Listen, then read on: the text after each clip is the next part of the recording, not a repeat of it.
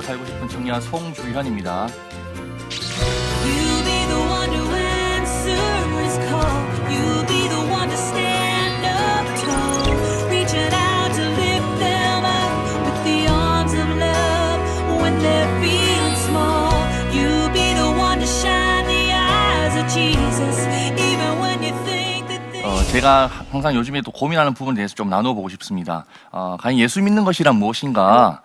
또 예수님을 믿는 사람으로서 이 땅에서의 삶은 어떤 삶이 되어야 될 것인가에 대해서 한번 계속적으로 저한테 좀 질문도 하고 고민하고 있는 시기인 것 같습니다. 예수 믿는 것이란 무엇일까요?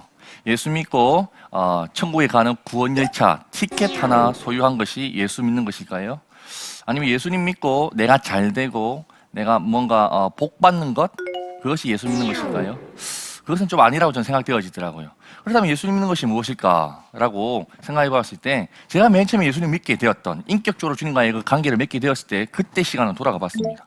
그때 생각해 보니까 제가 주님께 이렇게 기도했던 것 같아요. 주님, 저의 삶을 이제부터는 주님께 올려드립니다. 주님이 나의 주인이십니다. 이렇게 기도를 했던 것 같더라고요. 우리 많은 크리스천들이 예수님 믿게 될 때 동일한 고백으로 시작을 하게 되는 것 같아요. 그렇다면 주님이 나의 주인이시라면 주님께서 가르쳐 주시는 대로 우리가 살아야 된다고 저는 생각되어지더라고요. 주님이 말씀하시는 대로 주님의 그 가르침에 따라서 살아가는 것이 주인과 또 주인을 모시는 종된 마음, 아니면 아버지를 모시는 자녀의 마음이 되지 않을까 생각해 보게 되더라고요. 우리는 이전의 삶은 지났고 새로운 삶을 사는 사람들입니다. 이전 것은 지났으니 보라 새 것이 되었도다라고 주님께서 말씀하셨잖아요. 그렇죠? 우리의 삶이 주님께서 우리 보혈의 피로 깨끗하게 씻어주셨으니 우리의 삶의 양식도 새로워져야겠구나라고 저는 생각하게 되더라고요. 그렇다면 이 새로운 삶에는 어떤 양식이 있을까? 고민해봤을 때 주님의 뜻, 주님의 말씀이겠구나. 이 본론적인 거고 원론적인 것이겠지만 이게 가장 중요한 것이겠지라고 저는 답을 좀 내리게 되더라고요. 그렇다면 내 뜻대로 사는 것이 아니라 주님의 뜻대로 살아야 하는 것인데, 주님의 가르침과 명령에 전적으로 순종하며 따르는 삶이란 너무 어려운 것 같아요. 저 역시도 그렇고요. 하나님께서 우리의 마음에 감동을 주십니다. 마음에 감동을 주셨을 때는 우리 어떻게 해야 돼요? 순종해야 되잖아요. 근데 우리 마음에 감동을 주셨을 때 가슴에 있는 이 감동을 머리를 한번 토스해 봅니다. 머리를 올려서 계산해 보니까 안 돼. 이 말씀대로 살았다가 내 골치 아파지겠다. 안 돼. 주님 그런 마음 주시면 안 되죠. 계속 계속 핑계거리를 대면서 그 말씀을 가슴에서 손과 발로 삶으로 나타내야 되는데, 그 말씀을 머리를 올렸다가 나중에는 그냥 버려부는 겁니다. 저 역시 그렇더라고요. 주님께서는 말씀을 이렇게 가르쳐 주셨지요. 순종이 제사보다 낫다. 또 듣는 것이 수양 기름보다 낫다라고 말씀하셨잖아요. 이 말씀에 따라서 작은 것부터라도 순종하는 마음으로 살아가야겠다라는 마음을 가지게 되었어요. 우리는 말씀에 대해서 많이 압니다. 뿐만 아니라 그 말씀에 대해서 삶을 실천하기 위해서 노력도 합니다. 하지만 아는 것보다 사는 것이 힘임을 알고 있음에도 불구하고 알고는 있지만 살기가 너무 힘들어하는 그런 어려운 부분이 많더라고요.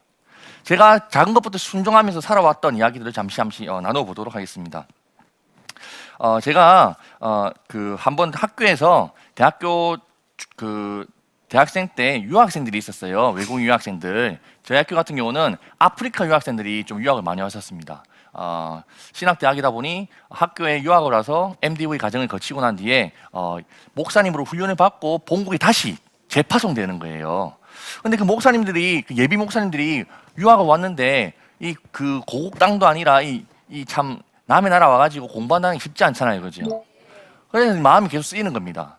그런 마음 쓰이다가 어떻게 하면 이분들을 좀 위로해드리고 함께 마음을 나눌 수 있는 시간을 마련할 수 있을까? 그러다 우리 그 대학생들의 그 야식 타임이라는 게 있더라고요, 그죠? 야식 타임에 가장 주된 메뉴로 한다면은 치킨입니다, 치킨. 이 치킨을 제가 지금 먹은 것만 생각해도 양계장을 그냥 다 먹은 것 같은데, 치킨을 나도 좋아하니 아프리카 유학생들도 좋아하겠지라고 생각하고 한 번씩 한 두 달에 한 번씩, 세 달에 한 번씩 유학생들이 그때 한 30명 정도 있었는데 한 10만 원, 15만 원씩 정도만 이제 투자를 하면 다 이렇게 같이 먹고 나눌 수 있는 시간이 마련되더라고요. 추석 때였어요. 추석 때는 한국 학생들은 다 집에 가서 명절 시간을 보내는데 외국인 유학생들은 추석 때 갈 데가 없는 겁니다. 마음이 좀 쓰이더라고. 또 통닭을 한번 사줘야겠다. 그런 마음을 갖고 있다가 이제 한 통닭을 400이려면 외국인 학생들, 흑인들, 아프리카 유학생들은 한 30명. 그러면 사줄 수 있겠다. 그런데 저한테 15만 원 정도가 있었어요. 근데 하나님께 이상한 마음을 주시는 거예요. 주연아, 기양할 것 다 먹이라 라는 마음을 주시더라고요. 외국인 학생 다 먹이려면 한 100명이 넘었었거든요. 그러려면 그 계산을 해봐도 이 100명이 15만 원, 택도 없는 거예요. 이거 어떻게 할까 고민하다가 그냥 바로 저도 모르게 그 통닭집에 전화를 하게 되었어요. 저기 그 학교인데요. 통닭 60만 원치 좀 보내주세요. 저는 15만 원밖에 없었는데 헐 어떻게 하지? 골치 아파진 거예요. 시간은 다가오지. 어떻게 하지? 하나님 말씀에 따라 순종을 했는데 안 되면 내가 나중에 외상이라도 해야겠다. 그런 마음을 가지게 되었던 거죠. 근데 하나님께서는 이 순종의 결단을 보고 싶었던 것 같아요. 한 친구가 갑자기 찾아오더니 주연아 이상하게 하나님이 얘한테 조금 마음을 좀 나누라 하는데 하면서 5만 원 손에 쥐어주는 거예요. 난 아무 말도 안 했는데. 근데 한 친구가 찾아오더니 또 형님이었죠. 선배님이 찾아와서 주연아 니 좋은 일 한다며. 어떻게 알았어요? 나 들었다 하면서 또 한 10만 원 쥐어주는 거예요. 전화 한 통이 왔어요. 저쪽에 제가 부산에 살고 있는데 통영에 사는 친구가 전화하고 사는 이야기가 주연아 어째 지내노? 그냥 안부 인사를 안 하고 있었는데 야 어째 지내긴 내 지금 죽을 것 같다. 지금 돈도 없고 골치 아프다. 그랬더니 그 대뜸 하는 이야기가 뭐 때문에 그러는데 외국 유학생들 이렇게 조만간 잔치를 벌어주고 싶은데 돈이 없다. 내가 보내줄게. 계좌번호 줘. 그러더니 한 10만 원. 또 딴 친구가 또 10만 원. 하나님께서 2시간 만에 60만 원이 넘는 돈을 모아주시더라고요. 제가 그때 깨달았습니다. 하나님께서는 순종을 기뻐하시는구나.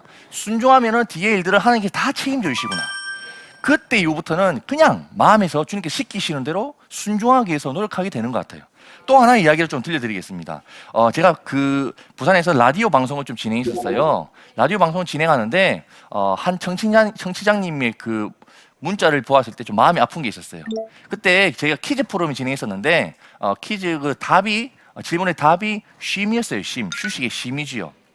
근데 한 분이 문자를 이렇게 보내주셨어요.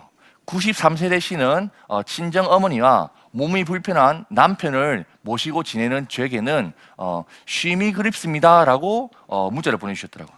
답은 맞는데 마음이 아파. 같이 진행하는 분이랑 오늘 이분에게 좀 있으면 선물로 좀 위로해드리면 좋을 것 같아요. 라고 해서 그 선물로 이렇게 선물 드리려고 그 주소랑 집 주소랑 저 전화번호를 받게 되었어요. 근데 저는 그 일은 안 해도 되는 거거든요. 선물 주시는 분 다른 분이 계세요. 근데 저도 모르게 그 집 주소랑 전화번호 적고 있는 거예요. 왜 그러지 하고 집에 갔다가 아침에 그 다음날 일어났는데 이상하게 하나님께서 계속 마음에 감동을 주시는 거예요. 그 집에 한번 가봐야겠다.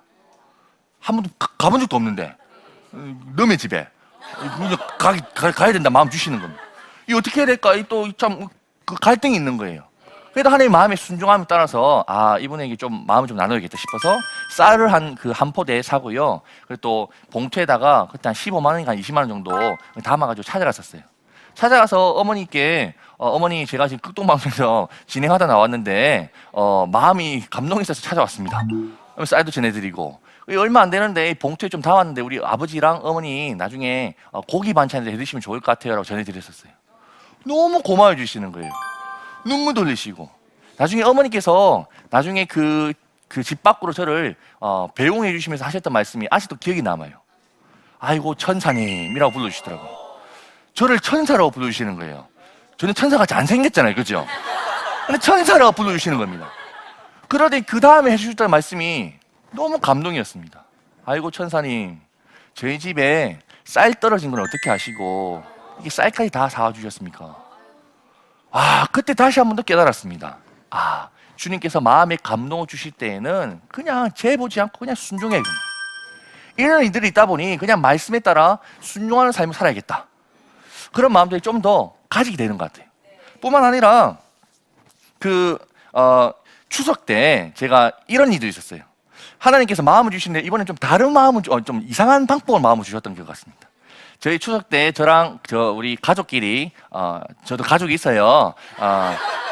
아버지는 형님이랑 저랑 4명이 있는데 가족끼리 추석이라서 이제 한번 1박 2일로 놀러 다녀야겠다 싶어서 놀러 다녔었어요. 거기서 이제 그 방을 잡고 이제 고기를 구워 먹고 있었죠. 고기를 구워 먹고 이제 집에 들어가서 방에 들어가서 이제 좀 쉬려고 누워 있다가 갑자기 지금 이 생리적인 행성이 일어나는 거예요. 갑자기 빵 하고 터진 거예요. 우리 형님이 갑자기 야! 뭐라 하는 거죠? 이게 부산 사람들 좀 무섭거든요. 야! 왜? 하는 이야기가 니 혼자 마시는 거 다 먹었나? 라고 말하는 거예요. 냄새가 좀 많이 나는가 봐요.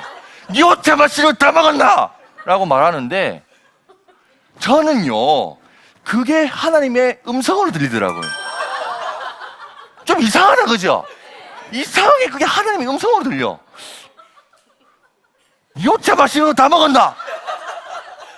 이게 어떤 마음으로 받아들여졌었냐면 제가 모시고 지내는 노숙인분들은 추석 때 과연 맛있는 거 제대로 드셨을까라는 마음이 들어지는 거예요. 그래서 하나님께서 이런 마음을 주셨던 것 같아. 주인아, 네가 섬긴다는 노숙인분들은 추석이라고 지금 쫄쫄 굶고 있는데 니 혼자 맛있는 거 다 먹어도 되겠나? 그런 마음을 주셨던 것 같더라고. 그래서 그 다음날 부산에 도착하자마자 바로 부산에 갔어요. 야, 이날 또 이 잔치를 벌여줘야 되니까 어떻게 잔치를 벌여줄까? 저한테는 치킨밖에 없습니다. 오직 치킨인 거지. 그 통닭을 막 이빨 사가지고 가가지고 아버지 좀 드십시오, 좀 챙겨 드십시오 이렇게 전해드리는 거죠. 그때 하나님께서 정말 신기하게도 한 삼촌을 만나게 주셨어요. 그 삼촌이 정말 힘든 사정이 있었는데 만약에 그 삼촌을 제가 그때 못 만났다면 그 삼촌이 지금은 좀 건강히 지내시기 좀 어려운 상황이었던 것 같아요. 그분을 만나 대화를 나누는데 뭔가 도움이 필요한 것 같아요. 방을 잡고 모시기 시작했죠. 그러면서부터 그분도 건강도 회복되시고 지금은 조금씩 일도 하시면서 생활을 영위해 가시는 겁니다. 아, 또 깨달았죠. 니 혼자 마시는 거 다 먹었나? 그 말씀에 그 마음에 순종했더니 또 누군가를 만나게 해주신 하나님. 야, 이거구나. 하나님께서 주시는 그 마음에는 그냥 즉각 반응하는 것. 이것이 그리스도인들의 가장 귀한 모습이지 않겠나라는 것을 깨달아 주셨어요.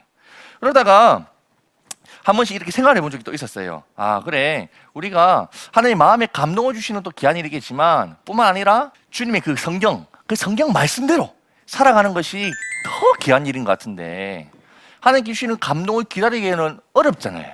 언제 주실지도 모르고. 그러면 우리가 하나님께서 주시는 그 말씀, 이미 주어진 그 말씀에 따라서 사는 것도 하나님께서 그 말씀해 주시는 대로 순종하는 삶이겠다라고 생각되어져서 말씀을 한 구절 한 구절 읽으면서 감동을 받는 대로 그냥 그 말씀대로 한번 살아봤어요. 한번 말씀 한번 읽어드리겠습니다. 어떤 말씀이냐면 이런 말씀. 잔치를 베풀거든 차라리 가난한 자들과 몸 불편한 자들과 저는 자들과 맹인들을 청하라. 누가복음에 이런 말씀이 있어요. 내가 지금 잔치를 베풀 수 있는 게 무엇일까? 아, 생일 잔치가 있구나. 아니면 또 여자친구랑 연애를 하니까 여자친구랑 그 기념일 기념일을 맞을 때마다도 무언가 좀 다 살아있는 잔치를 한번 벌려봐야겠구나라는 마음을 가지게 되었어요. 그때도 또 동일하게 제 생일날 외국인 유학생들을 초청했죠. 외국인 유학생들 초청해가지고 같이 통닭도 또 사주고 생일날 선물을 받아야 돼요? 줘야 돼요? 받아야 되잖아요, 그죠? 근데 말씀에는 주는 것이 받는 것보다 복되다라고 가르쳐져 있더라고요. 아, 그럼 생일인데 선물을 내가 한번 줘봐? 선물을 포장해가지고 선물도 그냥 나눠주고 이상하게 한번 살아본 겁니다. 근데 재미가 있었어요. 지난 겨울에는 오리털 잠바 하나씩 다 뽑아드렸죠. 아버지 좋아하실까요? 안 좋아하실까요? 좋아하시죠? 헌옷을 받는 것보다 새 옷을 받는 게 더 좋잖아요. 이 말씀대로 사니까 재밌는 일이 너무 많아지는 거예요. 제가 그 학교에서 종교교사로 잠시 일을 했었어요. 기간제 교사로. 일을 하면서 애들 만나가지고 하는데 너무 즐거운 거예요. 근데 즐거웠었는데 한 달쯤 지나니까 첫 월급을. 보너스까지 해가지고 260만 원을 받은 거예요. 260만 원을. 너무 신난 거죠. 근데 갑자기 가슴 한켠에서 뭔가 좀 이 씁쓸함이 올라와. 제가 고등학교 때 우리 그 성경을 읽다 보면은 봐서는 안 되는 구절들이 있잖아요, 그죠? 에헤이, 어이, 하나님 이런 거 적어놓으면 안 되지요. 봐서는 안 되는 구절들이 있는데 제가 모르고 보고 그냥 넘겨버리면 되는데 모르고 그 말씀을 하나님 앞에서 약속까지 했었어요. 하나님, 제가 이 말씀대로 한번 살아볼게요. 그 말씀이 어떤 말씀이었냐면 초소산물은 하나님께 올려드려야 되는데 헐, 초소산물을 하나님께 왜 약속을 했을까? 시험에 들었다가 바로 또 순종을 했습니다. 260만 원 가지고 어떤 기한 일을 해볼까 고민하다가 첫 월급을 세계 선교를 한번 해봐야겠다. 세계 선교 도구를 어떻게 해보면 좋을까 하다가 아프리카에는 그 염소를 나눠주면 그 염소 한 마리가 힘이 있다고 하더라고요. 그래서 염소 한 마리를 좀 몇 마리 좀 사가지고 보내주면 힘이 되겠다. 근데 이 구호단체에서 하는 일이 있는데 저는 거기랑 말고 제가 직접 해보고 싶은 거예요. 제가 뭐 아는 사람도 없고. 근데 제가 맨날 아까 말씀드린 것 같이 맨날 친하게 지냈던 외국 유학생들, 우리 치킨으로 친해진 우리 외국 유학생들 있잖아요. 그 루안다 누나가 있었어요. 루안다 누나. 그 누나랑 자기 교회랑 일을 해보재. 좋아요. 누나랑 해봅시다. 염소 100마리를 루안다에 보내기 프로젝트를 준비하게 되었어요. 염소 100마리를 보내려면 400만 원이 필요한 거예요. 400만 원이. 근데 저는 260만 원밖에 없었잖아요. 제가 SNS에다가 글을 올렸습니다. 제가 첫 월급을 하나님께 드리고 싶습니다. 혹시 실수로 감동 있으신 분들은 좀 보태주이소. 이렇게 글을 올렸었어요. 저는 솔직히 400만 원도 안 모아줄 줄 알았어요. 왜냐면 그때 제 그 SNS 친구들이 중학생, 고등학생, 대학생, 청년들 등 일명 다 돈 안 되는 것들밖에 없었거든요. 에이, 절대 안 돼, 절대 안 돼. 근데 우리 하나님께서 은혜를 주셨습니다. 제가 그때 학교에서 일하고 있을 때니까 그 애들이 특히 일진 애들이 감동을 받은 거예요. 일진 애들이 감동을 받아가지고 저거들이 다른 엄한 데 쓸 돈을 모아가지고 보태주는 거 4만 원씩 5만 원씩. 어떤 누나는 46만 원을 보내줘. 헐, 청년이었는데. 이렇게 저렇게 하나님께서 은혜를 주시니 400만 원도 안 모아줄 줄 알았는데 2주 만에 800만 원을 모아주셨어요. 그래서 염소 100마리도 아닌 200마리를 루안다에 쏜 거예요. 그랬더니 이 일이 루안다 국영TV 뉴스까지 보도가 된 겁니다. 제가 그때 깨닫게 되었어요. 우와! 예수님이 미치니까 저 멀리 아프리카 루안다까지 예수 그리스도 사랑이 미칠 수도 있구나. 그래 깨닫게 된 겁니다. 이 일도 어떤 그 동기와 그 이유가 있었을까요?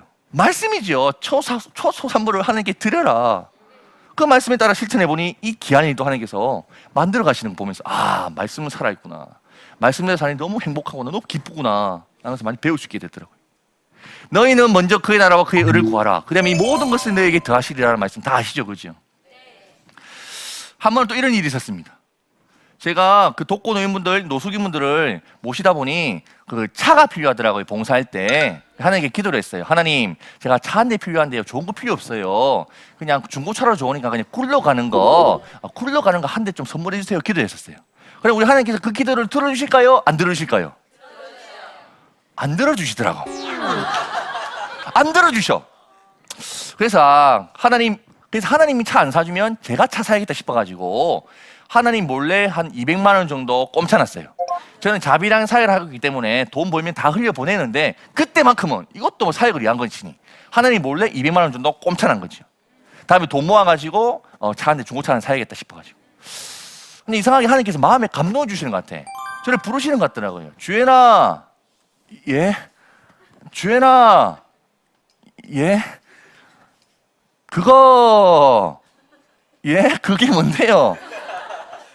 할매 주라. 아니, 하나님 진짜 200만 원 꼼차는 것까지 할매 다 주라는 거예요. 이걸 어떻게 마음 주시니 또 감동 또 순종해야지. 200만 다 찾아가지고 그냥 그 하루 할머니한테 10만 원, 20만 원씩 생활비 받았고 다 쭈뿌스. 아이고, 나는 뭐 천국까지 구원열차를 타야겠다 싶었어요. 근데 참 신기한 일이 또 일어난 거죠. 교회 가서 오후 예배 때 그 한 교회에서 간증 집회를 했었어요. 한 장로님이 감동을 받으셔서 저를 찾아오시더니 말씀하시는 거예요. 저는 아무 말도 안 했어요. 하나님께서 마음을 주신대요. 저는 아무 말도 안 했거든요. 어떤 마음을 주셨을까요? 차. 이거 말고 이거. 너무 신기한 거예요. 그러니 한 달 뒤쯤에 중고차지만 차 한 대 선물해 주셔가지고 지금 열심히 다니고 있습니다. 근데 중고차로 열심히 다니다 보니 이 차가 지금 참 인공호흡기를 달고 다니는 것 같아요. 그래도 주님께서 주셨으니 열심히 달려야겠죠. 또 있습니다. 너희는 먼저 그의 나라와 그의 의를 구하라. 그 다음에 모든 것을 더하시리라. 제가 미국에 집회를 간 적이 있었어요. 미국에 집회를 갔을 때 양복이 저는 한 벌밖에 없었거든요. 근데 미국에 가는데 좀 뭔가 좀 멋지게 가야 되지 않겠나 그런 마음이 들어져. 근데 양복을 보니까 분명히 저는 검은 색깔을 샀었어. 나 몇 년 입으니까 색이 반해가지고 검은색인지 누리티티한지 모르겠어. 왜 이래 양복이? 양복에 사가야겠다. 여자친구랑 이게 쇼핑을 하고 다니고 있었는데 양복을 보니까 한 20-30만 원이면 싼 거 살 수 있더라고. 살려고 하는데 그때 또 마음에 걸리는 게 있어. 그 주간에 노숙인분들께 가을맞이 또 깔깔이, 그러니까 그 방한용품을 선물해드리고 있었거든. 아이고, 양복 뭐 내가 미국 가고 뭐 잘 볼 사람도 있나? 그냥 막 대충 가자 하고 그 양복 살 돈도 그냥 노숙인분들한테 옷 다 입혀드린다고 드린 거지. 미국 가서 집회를 하고 제가 묵고 있었던 집사님 댁이 있었는데요. 미국에서 집회 끝나고 난 뒤에 집사님이 부르시는 거예요. 전도사님, 예? 양복이 좀 많이 낡은 것 같은데요. 이게 좀 낡았어요? 그래서 하시는 말씀이 양복이 또 좀 짧은 것 같은데요. 짧죠. 한국인은 저한테 맞는 게 없더라고요. 하시는 말씀이 대박. 전도사님, 예? 미국 양복 커요. 그렇게 하시면서 양복을 한 번 선물해 주시겠다고 하시더라고요. 이게 그 미제 양복입니다. 미제 양복. 한국에서 노숙인분들께 예수님의 사랑을 나누느라 제 양복 살 돈을 가지고 선물해 드렸더니 미국에서 주님이 양복을 선물해 주시더라고요. 양복 막 선물해 주셔서 참 감사한데 그또 교회 권사님이 또 감동을 받으셨나 봐. 미국 구두 너무 감사한 거지. 이거구나. 그래, 주님 말씀대로 사니 나의 필요를 다 채워주시구나. 그걸 깨닫고 배울 수 있었습니다. 제가 깨달은 것이 있다면 이것입니다. 주님께 우리가 원하는 것을 기도를 올려드릴 때에는 그 원하는 것 안 주실 수도 있어요. 하지만 우리가 필요한 것은, 원하는 것이 아닌 필요한 것은 주님께 우리가 기도를 안 해도 알아서 다 책임져 주시는 것 같더라고요. 그걸 깨닫고 난 뒤부터 그냥 주님의 나라를 위해서, 주님의 의를 위해서만 살아야겠다. 알아서 다 책임져 주시겠지. 그런 마음으로 그냥 하루하루 살아가고 있는데 너무 재밌는 거예요. 말씀 살아있잖아요, 그렇죠? 이 말씀대로 사니까 너무 행복한 겁니다. 말씀대로 사니 그 말씀이 저를 지배하다 보니 걱정도 있고 두려움도 있지만 행복하게, 기쁘게, 즐겁게 살아갈 수 있는 것 같습니다.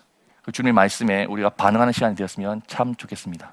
마지막으로 우리 그 한 목사님, 누벤 토리 목사님께서 하셨던 말씀을 제가 한번 읽어드리고 강의를 마무리하도록 하겠습니다. 성경은 많은 번역본이 있다.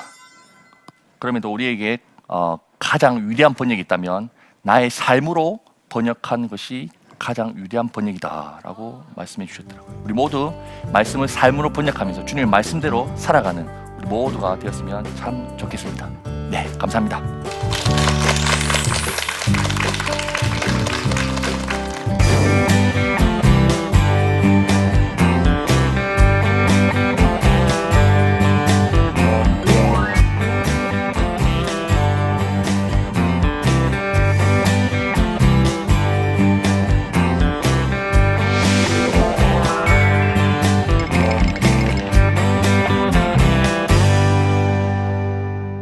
말씀을 그대로 실천하는 것이 때로는 무모하게 느껴지기도 하는데 잘못된 것인가요? 라고 질문을 하셨는데 무모하죠. 말씀 그대로 그 말씀 한 구절 읽고 한번 살아봤는데 어떻게 보면 사람들이 들어보면 손가락질 할 거예요. 그렇게까지 독하게 믿을 필요 없다. 왜 그렇게 율법에 얽매이는 것 같이 그래 살려 하냐. 그런데 저는 이렇게 생각해 봤어요.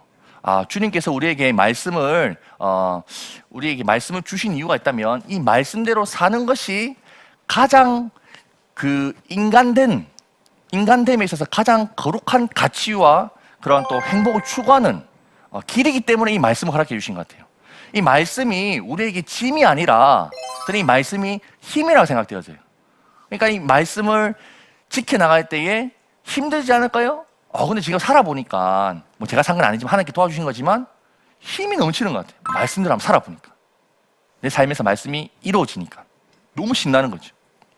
그래서 우리 그 말씀을 짐으로 여기지 말고 말씀을 힘으로 여긴다면 이런 부분에 대해서도 한번 이겨낼 수 있지 않을까 저는 생각해 봅니다. 마지막으로 전도사님과 함께 동역하고 있는 분들의 사연도 궁금합니다. 어떻게 말씀을 삶으로 실천하고 있나요? 먼저는 제 여자친구 같은 경우도 저랑 항상 이런 일들을 꾸준하게 해오다 보니 이번에 또 취업을 하고 감사하게 취업을 하고 첫 월급을 받아가지고 담임 목사님께 말씀을 드리면서 그 개척교회 목사님들을 위해서 그 첫 월급 전액을 다 헌금했었거든요. 그냥 말씀대로 사는 사람들이 조금씩 주위에 그 이야기 듣고 괜찮네. 그저 살아도 하나님 기뻐하실 것 같네. 이런 마음가짐에서 같이 살아가게 되는 것 같아요. 또 우리 나눔 커뮤니티 친구들 같은 경우는 제가 강의를 하러 다니면서 도전을 받고 각 지에서 이런 일들이 많이 일어나고 있는데요. 그 수원에 있는 친구들 이야기 잠시 소개하자면 저는 한 번도 만난 적이 없었어요. 근데 인터넷상으로 그냥 같이 이런 일들을 보고 감동을 받고 저들끼리 모여가지고 노숙인분들 섬기는 일이 있더라고요. 그러면서 한 노숙인 가족을 만나게 되었어요.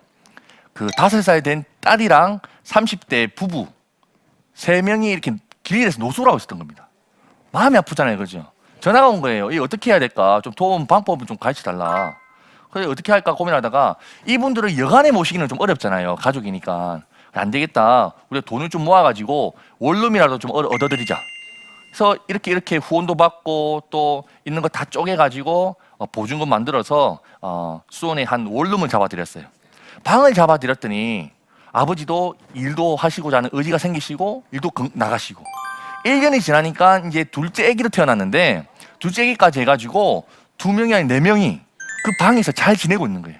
뿐만 아니라 이제는 더 나아가서 그 아버지께서 아이고 이제는 내가 방을 비워줘야 될 때가 온 것 같습니다. 내가 보증금을 모으고 있는데 보증금 모으면 내가 다른 방에 내가 나가고 이 방에는 다른 분을 모셨으면 좋겠습니다. 이런 말씀까지 하시더라고요. 그러니까 이 젊은이들이 어떻게 보면 무모한 일일 수도 있겠지만 가치 있는 일에 헌신할 때에 주님께서 더 기뻐하시고 그 일들을 이뤄가시는 것들을 많이 볼 수 있게끔 해주시는 것 같아요. 우리 모두가 예수님 믿는 것 같이 살았으면 참 좋겠습니다. 예수님 믿는 것 같이 산다는 것이 나만 천국에 가는 것이 아니라 주님의 말씀에 따라 살아감을 통해서 이 땅에서 천국을 만들어가는 그런 삶이 되었으면 좋겠다는 겁니다. 저부터 예수 믿는 것 같이 살아가도록 하겠습니다. 기도 많이 해주시면 감사하겠습니다.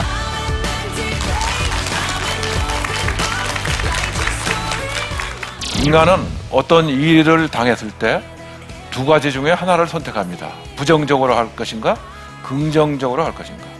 감사함은 마음을 가진 사람은 긍정적으로 합니다. 감사하면 가진 것에 만족하게 됩니다. 가진 것에 만족하게 되면 어떻게 될까요? 행복하게 되는 겁니다. 자, 그러면 그 행복하게 되려고 그러면 감사를 해야 되는데 그거 어떻게 하지? 감사를 습관이 되게 하라. 이겁니다. I fall to pieces.